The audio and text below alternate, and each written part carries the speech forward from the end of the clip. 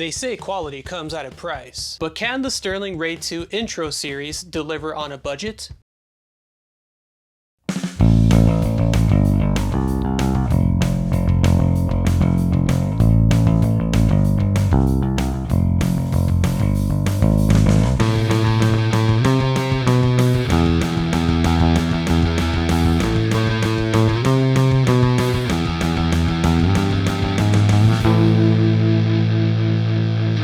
I was pretty impressed when Sterling introduced the Sterling Raid 2 Intro Series. It's a stripped down version of the typical Sterling bass. No active electronics here, just a straightforward volume and tone knob. Sometimes that's all you really need to get things started.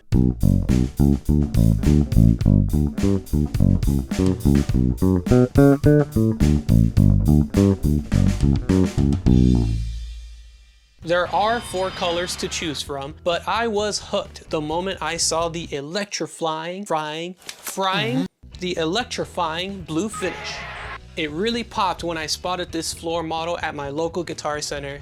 And get this, no sharp fret ends, and was set up perfectly well. Not something you'd expect from a floor model. For scale length, we're looking at a standard 34-inch long scale bass, weighing in at a comfortable 8 pounds, 9 ounces. The body is poplar, and the hard maple neck has a smooth satin finish, 9.5-inch radius armret, and 21 medium frets. And to me, it doesn't feel cheap, it feels very good. The neck feels fantastic, and is everything you want from a bass. I just can't stop doing this. Not bad for a solid intro bass. Now for my favorite segment, let's get down and nerdy. The nut width from Sterling's website says 38 millimeters, but I'm measuring 37.6 millimeters on my end. 12th fret, 54.3 millimeters. When it comes to hardware, the Sterling Raid 2 has everything you'd expect. The classic Sterling bridge that you mostly see from the Raid 4 submodels. Tuners are reliable and smooth, keeping the bass in tune without any fuss. As for neck dive, on the lap without a strap, you'll definitely notice it wants to tip down. With a strap, it's a different story. Mostly balanced when you're sitting and standing. One of my favorite features that we have in the Intro series is the truss rod access wheel. I mean, come on, it's not a Sterling if it doesn't have this, which, to be honest, should be standard on every bass. It's right there, perfectly placed for easy adjustments, letting you tweak your setup without any hassle. Now, let's talk electronics. We have a passive ceramic humbucker wired in series. The volume is an audio taper, while the tone is linear. And let me tell you, this linear tone pot is tricky. You don't really hear much tonal change until you're right at the end of the knob's range. It's almost like flipping the lights on and off. Nosferatu! Straightforward and sometimes a bit dramatic. It's an interesting setup for sure, and this kind of difference is definitely worth investigating a little deeper at another time without going too far off the rails. Oh shit, buddy, I gotta dig a little deeper.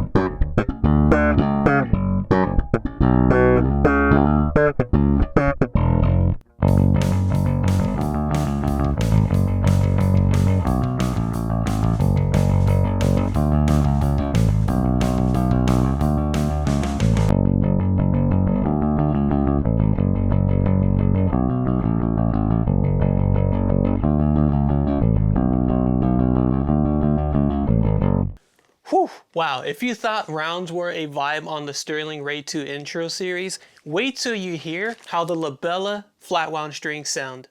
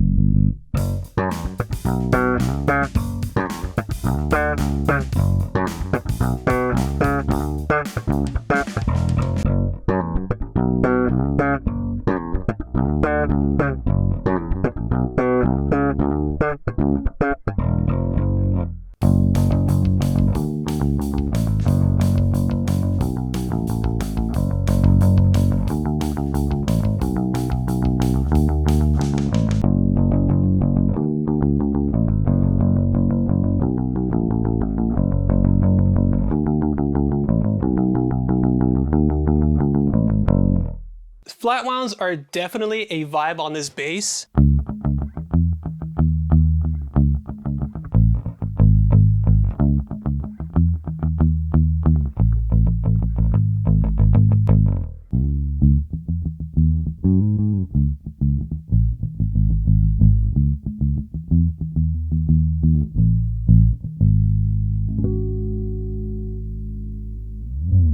Let me know otherwise in the comments, because should I keep these flat wounds on this bass or go back to rounds?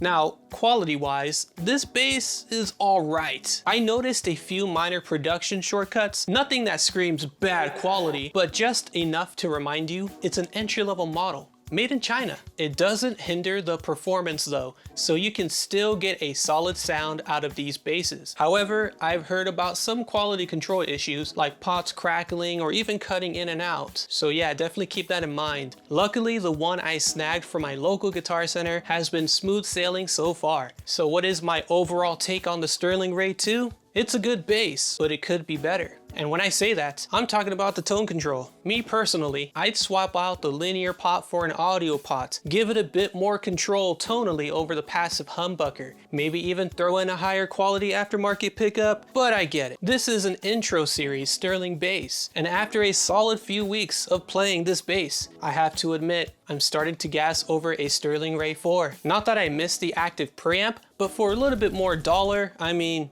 why not? Oh, what the?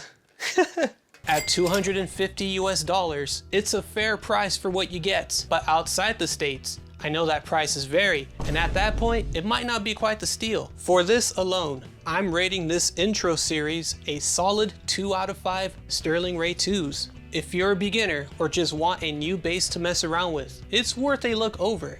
After all, it's called the intro series for a reason. It's your gateway drug into the world of Sterling basses. What? Oh, look at you. If you've reached this far into the review, I want to hear from you on what you think about the Sterling Ray 2. Is it worth it, or is it worth holding out for something more from Sterling? Drop your thoughts in the comments below. Don't forget to hit that like button and subscribe to the channel on your way out. My name is Sonojono, where we promise the bass, the whole bass, and nothing but the bass.